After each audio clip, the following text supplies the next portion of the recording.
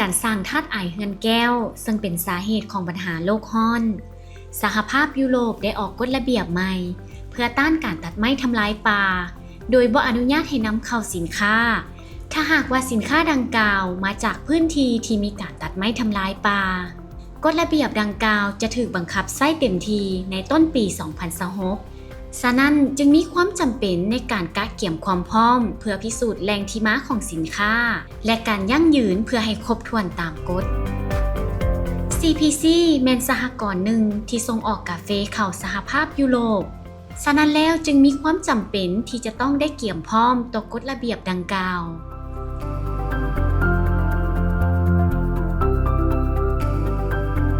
ปัจจุบันนี้สำหรับสหกรณ์ CPC เฮานี่ส่งออกไปในโครงเขตยุโรปนั้นแต่ผ่านมานี่ลูกค้าเฮานี่จะมีทางส่งเขาไปสวิตเซอร์แลนด์ก่อนเนาะหลังจากนั้นก็ส่งให้ไปฝรั่งเบลเยียมและสวีเดนนี่เป็นลูกค้าหลักในสหภาพยุโรปปัจจุบันนี้ผู้ผลิตรายได้ก็ตามเนาะสิเป็นรายย่อยรายใหญ่เวลาเฮาสิส่งสินค้าไปสหภาพยุโรปนั้นเฮาต้องคำนึงว่าเฮาเฮ็ดไปตามเกณฑ์มาตรฐานบ่ซึ่งเอิ้นว่า EUDR เนาะหรือว่าผลิตภัณฑ์ที่บ่ไปทำลายป่าในกรณีนี้เนาะทุกบริษัทหรือว่าผลิตภัณฑ์อื่นๆที่ส่งไปสหภาพยุโรปต้องได้ผ่านเกณฑ์มาตรฐานเพิ่นว่าจะเอาไปผลิตอยู่ไสบ่ได้ทำลายป่าแท้บ่แล้วมันสิมีด้านวิชาการลงลึกรายละเอียดว่าควรเฮ็ดแนวใดจังได๋ตามเกณฑ์มาตรฐานของ EUDR สิ่งที่ปฏิบัติผ่านมาเพราะเป็นหยังจะเอิ้นว่าซั่น CPC ได้ปฏิบัติมาแล้วเนาะข้อยุ่งยากก็คือว่าเวลาชาวสวนผู้ผลิตที่เป็นสมาชิกเนาะคือเฮานี่เป็นสหกรณ์เจ้าต้องมั่นใจแนวใดว่าชาวสวนที่นำข้อมูลหรือว่าพื้นที่การผลิตมาให้มันเป็นพื้นที่ที่เขาจะทำการผลิตแท้อันที่2เพิ่นเอิ้นว่าต้องจับ GPS เนาะอันนี้มันเป็นสิ่งใหม่สำหรับชาวสวนไหนเนาะอันนี้ต้องอิงใส่เทคนิควิชาการต้องบอกเบิดแล้วระบบเขาสิไปวิจัยทางระบบเพิ่นเอิ้นว่า Satellite Analysis หรือว่าการวิจัยทางด้านภาพถ่ายทางอากาศทางดาวเทียมต้องเข้าใจว่า EUDR มี2อย่างเนาะ1ถ้ามีพื้นที่การผลิตที่น้อยกว่า4เฮกตาร์แม่นจับจุดเดียวเนาะถ้าหากว่าเกิน4เฮกตาร์เจ้าต้องจับรูปทรงของดินทุกจุดที่เป็นลักษณะรูปทรงหรือเอิ้นว่าโพลีกอนเนาะต้องได้จับทุกละเอียดแต่ข้อยุ่งยากก็เป็นจุดนี้แหละคันเป็นกรณีสมาชิกสิเกิน4เฮกตาร์โพลีกอนนี้ต้องใช้เวลาหลายตามการปฏิบัติผ่านมาของวิชาการนี่สูงสุดนี่2ตอนต่อมื้อส่วนน้อยนี่ก็บ่เกิน4-5 จุดต่อมื้อ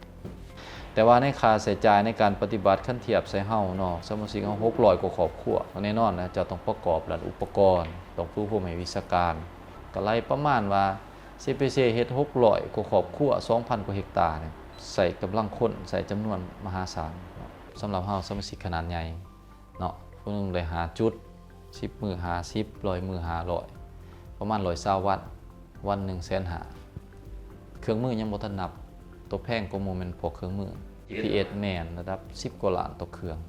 ถ้าเฮามีวิชาการหาคนเฮาก็ไล่4-5 เครื่องบ่คันเทียบปัจจุบันความเข้มแข็งของสหกรณ์ CPC เฮ็ดแล้ว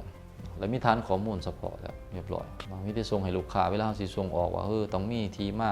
ที่เพิ่นเอิ้นระบบหนึ่งเนาะนอกจากเก็บข้อมูลพื้นฐานฝึกพนักงานแล้วเพิ่นว่าการตรวจสอบ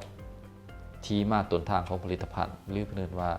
traceability system เนาะตัวนี้เราต้องส่งข้อมูลให้ลูกค้าเบิ่งก่อนบ่ทำลายป่าเขาก็รับสินค้าเฮาปัจจุบันนี้คันเทียบว่ามาตรฐาน EUDR แม่นเฮาต้องรับผิดชอบตัวเองก่อนเนาะแต่ในทางปฏิบัติเฮาก็เคยเสนอเนาะว่ามันต้องเป็นค่าใช้จ่ายให้กับซัพพลายเออร์ผู้ผลิตเนาะแต่ว่ายังบ่ทันได้ลงลึกรายละเอียดว่าต้องเป็นไผแต่ว่าในตอนนี้มันต้องให้ผู้ซัพพลายเออร์หรือว่าผู้ผลิตรับผิดชอบก่อนก็บ่ทันชัดเจนว่าจะขอหรือบ่ในทางปฏิบัตินี่อำนาจสิมีระบบของขั้นสูงรัฐบาลเฮาสิต้องช่วยเป็นโครงการช่วยเหลือเป็นเครื่องมือเป็นบุคลากร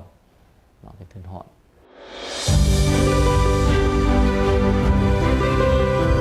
การปรับตัวให้ถือกับกฎระเบียบดังกล่าวบ่มีผลดีในการส่งออกไปบรรดาประเทศในสหภาพยุโรปเท่านั้นแต่ยังเป็นการส่งเสริมการผลิตกสิกรรมที่ดีที่บ่ทำลายป่าไม้